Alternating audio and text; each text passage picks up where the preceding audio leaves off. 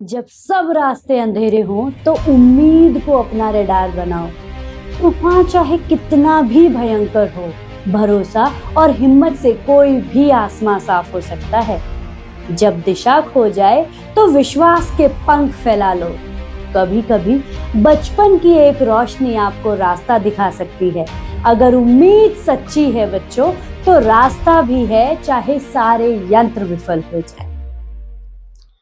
Welcome back to एवी अपार विद्या, जहां सीखना है आसान और पढ़ाई है मजेदार। तो बात करते हैं टू स्टोरी अबाउट फ्लाइंग के पार्ट 2 की, द ब्लैक एरोप्लेन।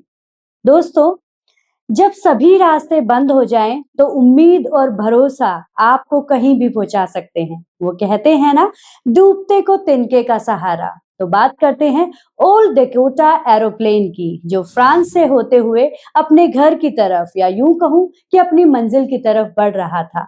जैसे ही वो आगे गया, ये सोचते हुए कि नेक्स्ट मॉर्निंग ब्रेकफास्ट इंग्लैंड में करूंगा, तभी अचानक उसे दिखाई दिया कि एरोप्लेन में फ्यूल बहुत ही कम है। पर वो पीछे भी नहीं जा सकता था क्योंकि वहां से डिस्टेंस बहुत ज्यादा था। तो उसने सोचा कि कोई बात नहीं, आगे बढ़ते हैं। जैसे ही ओल्ड डेकोटा एरोप्लेन थोड़ा आगे बढ़ा तो अचानक काले बादल छा गए और बहुत घना तूफान आ गया।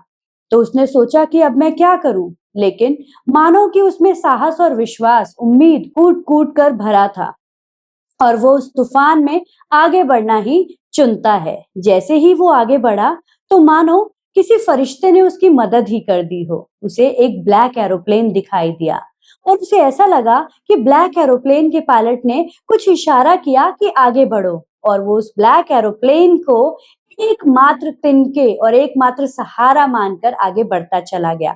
उस तूफानी रात में उसके पास कोई और दूसरा चारा था नहीं, तो उसने सोचा कि चलो ठीक है, इसी को अपना दिशा निर्देश मानते हैं, क्योंकि रेडियो, कंपास सब फेल हो चुके थे और उसका धरती से संपर्क करना मुश्किल हो गया था।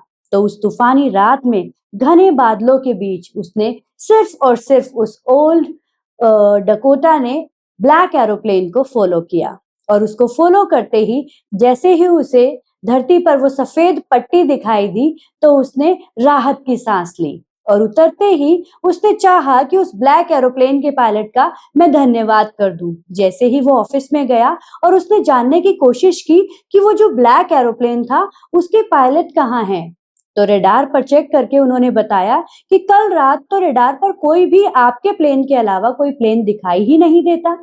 तो दोस्तों, क्या आप बता सकते हो कि वो ब्लैक एरोप्लेन क्या था?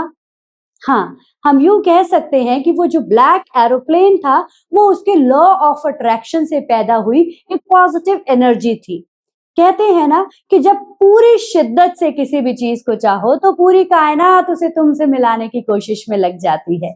जी हाँ दोस्तों, तो उस दिन उसने इंग्लैंड में जाकर अपनी फैमिली के साथ ब्रेकफास्ट करने की हर वो मुमकिन कोशिश की और पूरी शिद्दत और भरोसे के साथ वो उस तूफानी रात में आगे बढ़ा और वो अपनी मंजिल तक पहुंच गया।